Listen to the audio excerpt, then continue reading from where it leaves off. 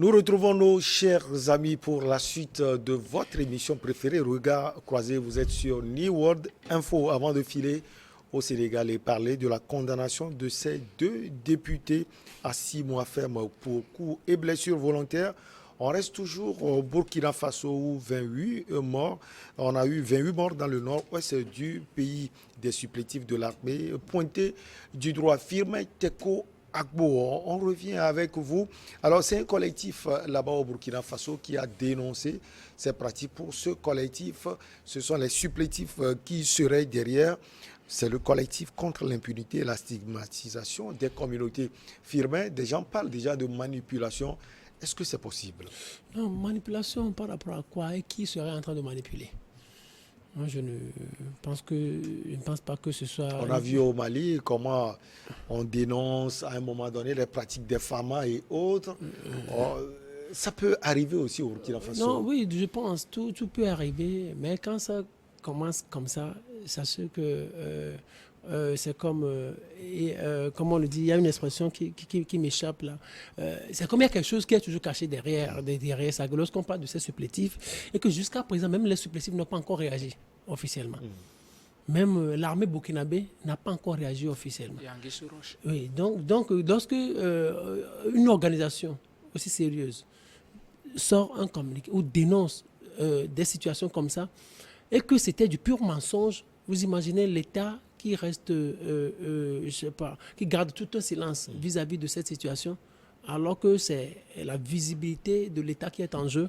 Donc, à ce niveau-là, c'est comme il y a quelque chose, et même le gouvernement sait qu'il y a quelque chose. C'est pour cela que moi, je ne voudrais pas trop qu'on parle de manipulation, mais qu'on soit réaliste et qu'on parle de la réalité du terrain, de ce qui se passe réellement sur le terrain. Moi, je ne pense pas que le rapport là, de ce collectif-là soit totalement faux.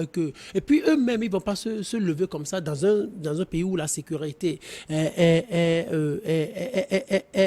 difficilement tenable. Et vous, organisation sérieuse de ce pays, vous allez vous permettre de raconter du n'importe quoi. Je pense que ça va être tellement difficile. Il ne pourrait jamais se permettre ces bêtises-là. Donc, la deuxième chose que je voudrais faire observer, c'est pour répondre un peu à Gabin, qui parle des dozos. Vous savez, il y a aussi un danger dans l'histoire. Ceux-là qu'on appelle aux supplétifs, ce sont les dérivés des dozos. Ouais, ils sont les dérivés de dozos. Donc, ce sont des jeunes qui sont en train de confondre animaux et hommes. Ce sont des chasseurs. Ce sont des chasseurs. Donc, ils croient... Donc, les dozos, ce sont des chasseurs. Maintenant, on comprend vite ce que vous voulez dire. Oui, c'est des chasseurs. Donc, ils ont appris pendant toute leur vie à manier les armes vis-à-vis des animaux. Maintenant, en 14 jours, on leur dit, changez de méthode quand vous voyez animaux, ne tirez plus sur eux, mais tirez sur les hommes. Mais ils ont grandi avec cet instinct, donc ils vont confondre les deux.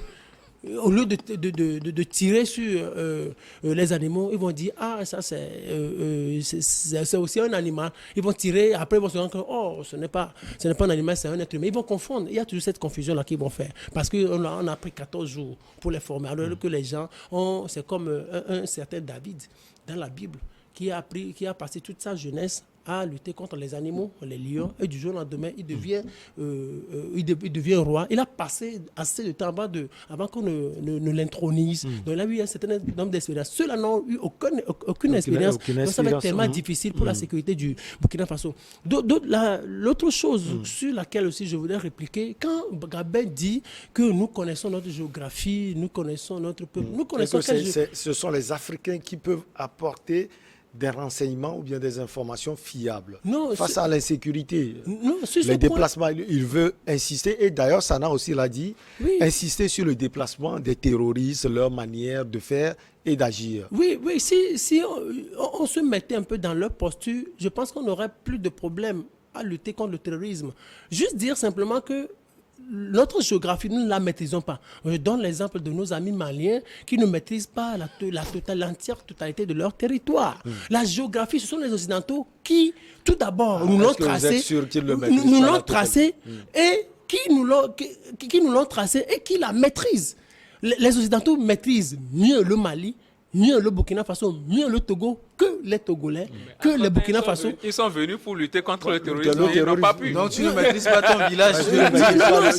Tu ne maîtrises pas toi ton village. Non, C'est les attendez. Occidentaux qui maîtrisent. Non, juste dire que Non, nous c'est sommes simple, un c'est une question continent. simple. Non, soyons sérieux. Non, je le suis, c'est pourquoi je demande si vous maîtrisez votre village. Oui, Ouais, oui, cette question, soyons sérieux. ouais. Soyons sérieux. Oui. C'est-à-dire, ceux-là qui nous ont défini les frontières, ce sont les Occidentaux. Ça, on comprend. Vous comprenez? Ouais, on Ceux-là, comprend. quand on parle du Mali, on a fait appel à l'opération française. Pourquoi? Parce qu'on se dit que, un, ils ont l'armement, ils ont la technologie avancée. Deux, ils maîtrisent le territoire. Et les Maliens même se permettent de le dire sur les médias qu'ils ne maîtrisent pas Bon, on revient au leur Burkina territoire. Faso. On Donc, parle du juste Burkina dire qu'on ne maîtrise pas notre territoire. Maintenant, la troisième chose, vous savez ce qui est en train de se... ouais. Pour chuter, ce qui est en train de se passer au Burkina Faso est tellement dangereux. Le président, le chef de la jeune, qui est au pouvoir, Ibrahim Traoré. Ibrahim Traoré, il a 35 ans. Cette année, ça veut dire cette année, il aura 35 ans. Vrai ou faux? Vrai. Je me demande, Blaise Compaoré quittait le pouvoir en 2014. Ça fait déjà 9 ans, je pense. Vous imaginez, ça veut dire 9 ans plus tôt, il avait quel âge? 9 ans plus tôt, peut-être il avait 34, il avait 24 ans, 24 ans. ou 25 ans. Vous imaginez, c'est quelqu'un qui maîtrise, qui n'a pas assez d'expérience pour lutter contre le terrorisme. C'est pour cela qu'au temps de Blaise Compaoré, il y avait un corps qui luttait contre le terrorisme. C'est pour ça que quand il est arrivé au pouvoir, il s'embrouille, il n'a aucune expérience pour lutter contre le terrorisme. Et la preuve, il a une gestion émotionnelle du cas terroriste. Alors, Sana, ce qu'il dit, on peut comprendre une partie, cher VL, parce que déjà, le démantèlement de cette force spéciale au Burkina Faso, cette force serait là, peut-être qu'elle ira au front ou bien elle peut faire quelque chose dans la lutte contre le terrorisme. Aujourd'hui, comme Firmin l'a dit, Ibrahim Traoré est face à un dilemme. Comment résoudre ce problème? Parce qu'il est là pour apporter la sécurité à son pays. Moi, je ne vais pas rentrer dans ces considérations, mais moi, j'aimerais juste dire que il faut comprendre la logique du recrutement de ces supplétifs.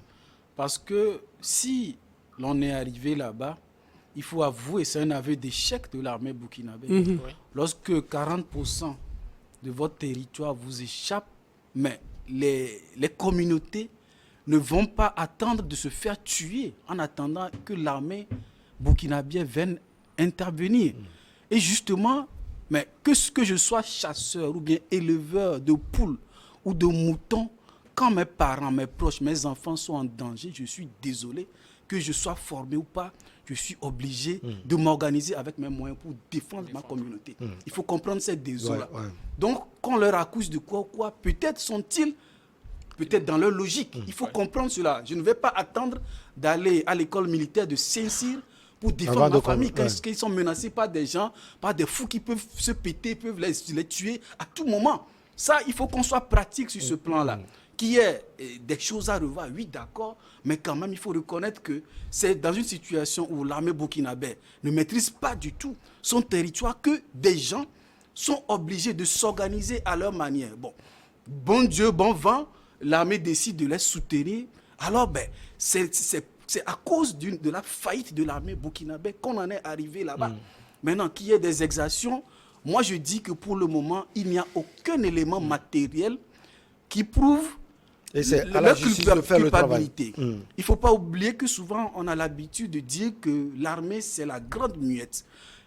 Interpréter le silence de l'armée comme étant un aveu ou bien des aveux circonstanciés ou pas, je ne suis pas d'accord. Attendons les preuves pour en tirer toutes les conséquences. Vous savez, quand on est dans un contexte sécuritaire comme celui du Burkina, il faut faire attention à certains propos qui pourraient être mal interprétés par d'autres communautés pour éviter ce donc, que... vous ne croyez pas trop au rapport de ce collectif? Je n'ai pas dit cela. Je dis que dans la situation sécuritaire du Mali, où une récupération peut entraîner à tout moment des conflits interethniques ou les exacerber, il faut être prudent et s'exprimer sur des cas avérés et non polémiquer sur des allégations. Alors, on a parlé, pour chuter sur ce sujet du Burkina Faso, on a parlé de ce risque d'affrontement communautaire. Alors, quand on voit tout ce que ce pays a traversé et continue de traverser, vous pensez qu'on peut avoir justement ce risque d'affrontement et cela a commencé? Bon, on peut le dire parce que les causes, ce qui cause cela n'ont pas disparu. Les causes n'ont pas disparu, mais je pense que les Burkinabés sont assez sages pour ne pas tomber dans ce genre de choses encore une fois, parce qu'ils sont déjà confrontés à des terroristes qui les massacrent à tout moment, et eux-mêmes, s'ils se combattent entre eux, ce serait assez compliqué pour eux de se relever. Aujourd'hui, je pense que le gouvernement de Traoré doit pouvoir travailler sur le vivre ensemble et la concorde nationale et permettre à ce que les populations puissent comprendre le danger qui les guette s'ils s'affrontent eux-mêmes, donc s'ils s'affrontent elles-mêmes. Donc c'est très important aujourd'hui de s'unir face à l'ennemi commun. L'ennemi commun aujourd'hui, ce n'est pas les communautés, mais c'est plutôt les djihadistes, les terroristes qui sont en train d'attaquer le Burkina Faso à tout moment. Donc Traoré et son gouvernement doivent travailler sur ce terrain-là et faire comprendre surtout à la population que non, aujourd'hui, il va falloir qu'on s'unisse, qu'on fait face aux djihadistes qui sont là, qui veulent juste déstabiliser le pays. Donc pour moi, quand on parle de gestion émotionnelle, bon, je peux comprendre Firmin quand il le dit, mais à un moment donné, nous étions tous d'accord que tout le monde doit se concorder pour lutter contre les terroristes, et une faute sur le terrain, ce qui d'ailleurs n'est même pas encore confirmé, ne peut pas remettre en cause la décision prise par le président de la République, Traoré. Donc du coup, il va falloir qu'on aille doucement.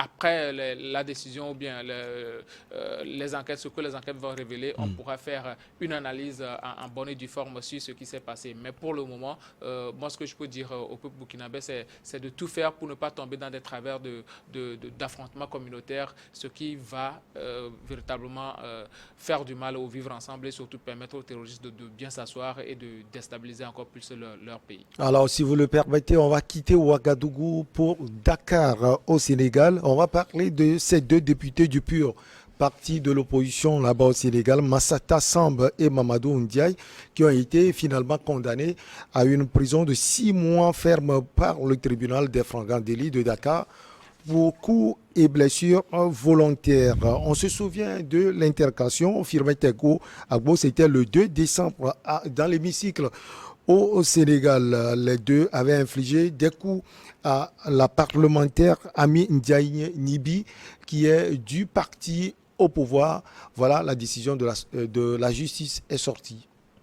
Oui, par principe coutumier, si on peut le dire ainsi, il y a toujours de ces scènes de violence dans des parlements du monde. Ça a toujours existé, où des débats deviennent tellement houleux et on en va jusqu'aux mains, où on devient violent, on se tape avec des chaises. C'est des choses qui arrivent dans des pays ou dans des parlements africains et asiatiques. Je n'ai pas encore vu ça au Parlement français, au Palais Bourbon ou au Capitole. Je n'ai pas encore vu ça. Mais c'est des scènes qui existent souvent en Afrique, où on se dit c'est le temple de la démocratie. On peut se permettre un certain nombre de choses. Mais ici, là où ça devient dangereux, c'est le fait que les hommes aient eu à taper une femme. Ça, c'est la chose. C'est ce plan qui vous touche. Sinon, si c'était un homme qui a tapé, ça passait pas. Ça devient. C'est ce qu'on peut comprendre. Oui, bien évidemment. Si c'était des hommes qui. Un barbu comme tu as, par exemple. Vous parlez d'une femme et surtout enceinte. Hein, parce que selon les recherches, on nous dit qu'elle est enceinte. Oui, bien évidemment. Si c'était juste des hommes, des masculins, il n'y aurait pas eu trop de problèmes. Et je ne pense même pas qu'on serait même arrivé à ces condamnations. Parce que dans des pays où des choses comme ça se sont passées, je n'ai pas encore appris qu'il y a eu des condamnations ou que la justice s'en soit mêlée. Je vais demander à Gabin de te gifler un peu comme ça, il n'y aura pas de problème. Ici, c'est la femme qui est au centre et moi je condamne ça. On n'a pas eu, quel que soit ou quoi que la femme puisse dire comme ça, on n'a pas le droit de lever la main sur la femme. Ce n'est pas correct au fait. Et publiquement encore. Et on apprend aussi que la femme est enceinte. Quoi que la femme puisse faire. Elle aurait tenu des propos injurieux. Oui, elle aurait tenu. Oui, on sait que c'est le problème. Et de leur chef de parti politique. Oui, bien évidemment. Ce parti pur est proche, nous dit-on, d'une communauté religieuse. Quoi. Voilà. Donc, quoi que la femme puisse faire, ou quel que soit ce que la femme a eu à faire vis-à-vis de... Ou quel que soit le contenu de ces propos-là, ces hommes n'avaient pas le droit de porter la main sur cette dame. Ça, c'est un acte à condamner. Et ce qui me paraît bizarre, c'est que c'est un pays majoritairement musulman. Ouais. Majoritairement. Et quand ça se passe comme ça, moi, ça m'intrigue un peu. Alors, Sana Sadio, on voit que le Sénégal inquiète aujourd'hui. C'est ça le problème. Ce pays est présenté comme un modèle de démocratie en Afrique de l'Ouest. Au-delà de cela, en Afrique même, depuis quelque temps, on voit des débats houleux au niveau de l'hémicycle. Ça, on peut comprendre. C'est devenu une sorte de pugilat. Ça inquiète véritablement. Bon, en fait, je ne suis pas d'accord ou bien je ne partage pas l'opinion selon laquelle le Sénégal, par ses caricatures, puisse inquiéter, puisque après tout, que même si le Sénégal est un pays musulman, le Sénégal a des lois pénales. Et justement, les intéressés ont été, oui ou non, condamnés. Ils ont condamné. Donc, ça veut dire qu'il y a une justice dans ce pays qui sanctionne ces violences-là. Et pour revenir en arrière, c'est quoi? Il paraît, la madame Ami Diaye, de son nom, et cette députée aurait dit que le président du parti, le parti qui s'appelle... Le PUR. Le parti de l'union, de l'unité du rassemblement ne respecte pas ses engagements et ne respecte pas le président de la République, Macky Sall. Et c'est de là que M. Massata semble la gifle et Mamadou Ndian lui donne un coup de pied dans le ventre. Donc la caricature, mais c'est vraiment déplorable, c'est à condamner. Et naturellement, la justice de ce pays a fait son travail. Les intéressés ont été condamnés. Donc, moi, je ne trouve pas que c'est inquiétant. Une fois que la justice d'un pays ne ferme pas les yeux sur ce genre d'actes, que ce soit femme ou homme, elle sanctionne. Donc, on dira que la loi existe et il faut qu'elle s'applique. Et bien sûr, dans ce cas-là, il faut éviter de rentrer dans des récupérations politiciennes pour dire, voilà, c'est des jugements politiques. Et certains même sont allés jusqu'à dire que la dame aurait dû présenter ses excuses. Il paraît que le président de ce parti, parce que c'est un religieux. C'est un religieux. Donc, on comprend peut-être qu'il y a ce fanatisme qui est rentré peut-être dans les habits de ses fidèles membres, peut-être, qui ont justifié cet acte-là. Mais moi, je suis content que la justice ait fait son travail. On attend donc que le jugement soit exécutoire, parce qu'ils ont un temps, bien sûr, d'appel. Il y a d'aucuns qui parlent de mensonges sur des cas sur sa grossesse, qu'il fallait qu'il y ait une contre-expertise, puisque la sanction prononcée, c'est 6 mois d'emprisonnement. 6 mois d'emprisonnement ferme avec 5 millions d'amende. Donc, ils sont en train de surfer sur le fait qu'elle ne serait pas vraiment enceinte, que c'est du mensonge. Mais moi, je pense que il ne devrait même pas aller jusque là-bas, parce que nous avons vu les images, nous avons vu la violence de l'acte posé, et moi je pense qu'il devrait faire profil bas vraiment dans cette affaire. Alors Gambé Adiao, vous êtes juriste de formation, comment cela va se faire? Ils iront en prison directement, or ils sont députés à l'Assemblée nationale, on va pour le moment lever leur immunité, ou bien comment ça se fait précisément? Oui, dans le cadre pénal, il va falloir lever premièrement leur immunité parlementaire avant qu'ils ne soient déposés à la prison. Mais vous savez... En cas de flagrant délit, c'est automatique. Ça, c'est un flagrant délit. Nous avons vu les images. Mais après, donc c'est automatique. Oui, c'est automatique. C'est un flagrant. Puisque c'est le bureau de l'Assemblée nationale qui a porté plainte. Voilà. Mais pour le moment, un élu national ne peut pas être à la prison. Dans les normes, on enlève son immunité parlementaire premièrement. Donc c'est ce qui se fait. Même à la justice, on peut faire appel à ce. Donc il peut être jugé sans lever d'immunité. On peut les juger sans immunité, enlever leur immunité. Je pense que ce n'est pas fait avant le jugement. Ce n'est pas fait avant le jugement. Maintenant, après le jugement, et vu la condamnation, ça peut se faire. puisqu'il dispose encore d'un temps d'appel, avant que la décision ne soit exécutoire, si ces messieurs-là doivent croupir réellement en prison, on doit lever leur immunité parlementaire, forcément. C'est ce qui doit se faire parce que quelqu'un qui adosse la tunique nationale ne peut pas aller rester en prison. C'est comme si c'était la nation qui est mise en prison. C'est comme ça que la description est faite. Maintenant, revenons sur ce qui s'est passé au Parlement. Vous savez, dans certains cas, et ce qui est ahurissant vis-à-vis de certaines personnes est que la violence, elle peut aussi être verbale. Et quand on écoute les propos que la dame a tenus, on peut les assimiler à une sorte de violence. Maintenant, cela ne disculpe pas les hommes, bien cela ne permet pas aux hommes d'arriver jusqu'à frapper la dame. Le problème ici, c'est que la dame a subi des violences corporelles, physiques. Et ça, en aucun moment, cela ne justifie, ces actes-là ne répondent pas à ce que la dame a fait. Maintenant, vous savez, dans le cadre de la justice et dans ces conditions, on aurait aimé que la justice ou bien le juge quand même prononce, ne serait-ce que ne demande une amende à la dame au vu de ces propos qu'elle a tenus, puisque elle aussi, elle a lancé... En retour, quoi. En retour, puisque elle aussi, elle a lancé une chaise. Ouais. Donc, c'est aussi, il y a une réciprocité. Donc, quand on veut parler aujourd'hui de cause à effet, on peut dire que c'est la dame qui a commencé, parce que c'est elle qui a commencé par lancer les injures, et ensuite les messieurs ont riposté, ce qui a aussi conduit, quand on connaît la mentalité des Sénégalais, un pays à majorité musulmane, vous savez très bien que les chefs religieux sont très importants pour ces messieurs-là. Donc, insulter un chef religieux, c'est un affront. Et ces messieurs-là se sont sentis, puisque la dame les insultait eux-mêmes, ils ne répondaient pas, jusqu'à ce qu'elle insulte le chef religieux. C'est à ce moment-là que ces messieurs ont riposté.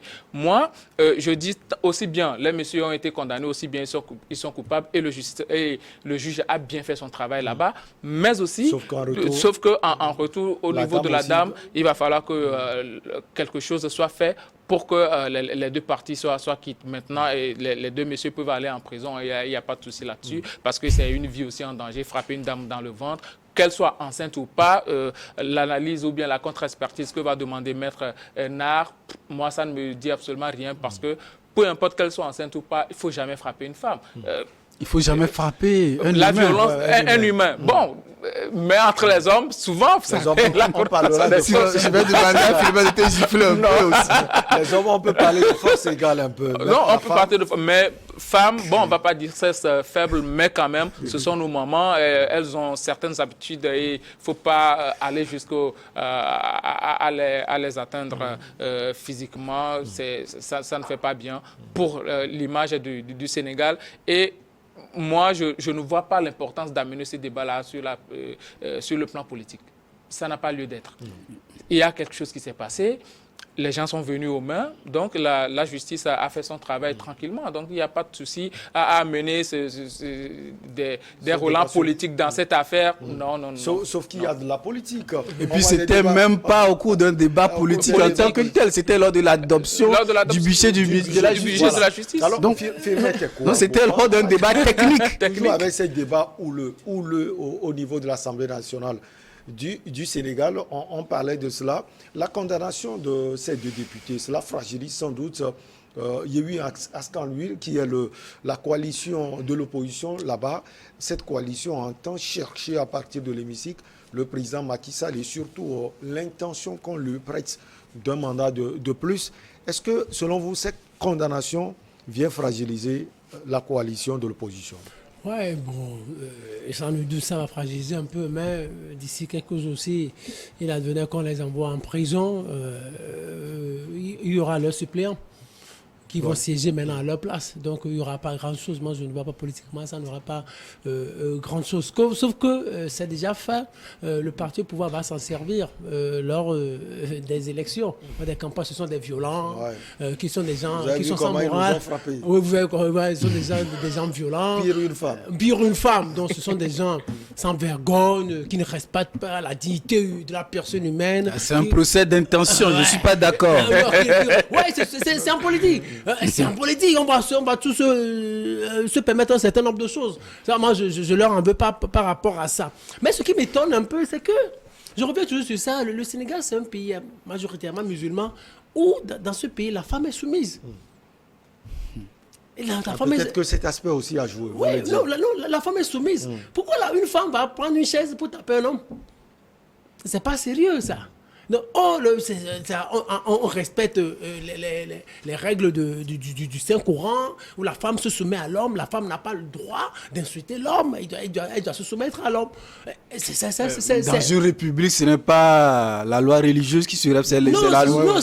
C'est les lois de la république. Dans l'éducation. Dans l'éducation, on grandit avec ça. Oui, mais... On grandit avec ça. C'est-à-dire, on grandit. Quelles sont les valeurs qu'on inculque à nos enfants? Les lois de la république. Oui, les lois de la république. Dans les lois de la république, même on montre la soumission. Il y a égalité, mais il y a toujours un aspect, on dit toujours même, dans les lois de la République, on dit toujours que l'homme est le chef de la famille.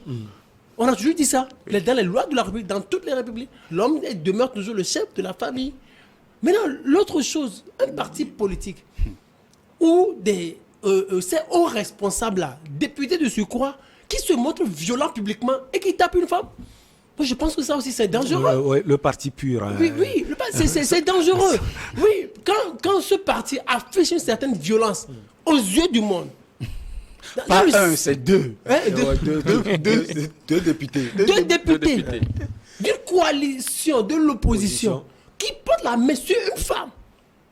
Mais c'est une extrême violence.